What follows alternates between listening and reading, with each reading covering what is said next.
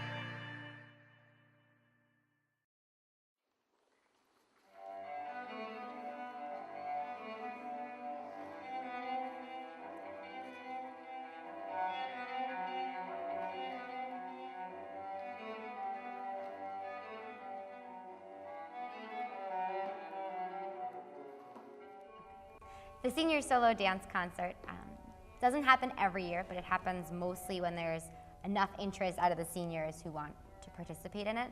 And it's a very big combination of dance and choreography. So most of the seniors are choreographing their own solos and dancing them themselves.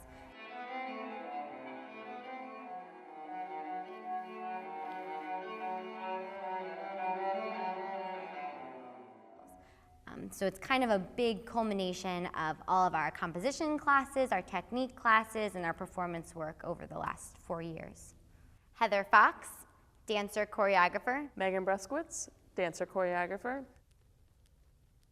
It's definitely a cumulative experience of, I think, everything we've learned from choreography to dancing, and how we each dance individually and taking that and putting it on, showing everyone what we've learned and how we've grown as dancers and choreographers. For a dancer, choreography is one of the major places that we do sort of research. So we're really teaching the students when they come to Muhlenberg how to think about the dances that they're going to make, how to talk about the dances that they're going to make, and then how to make the dances, and then perform them. And then we also work very much throughout the process, both in class and in our co-curricular program, of developing students' ability to not only critique their own work, but to critique others' work. So we always have this feedback loop of not just faculty top-down critiquing work, but students doing peer review with each other. Well, feedback is, I think, one of the utmost important processes we deal with, creating our own work, because major part of the choreographic process. Yeah, it's absolutely imperative to have an audience before a work is done to see how it's going to be perceived and to have some idea of where your work is going and if your ideas are actually coming off to the audience. So it's really very much a give and take between both the faculty and the students. Or is it still like something that helps your body in the piece?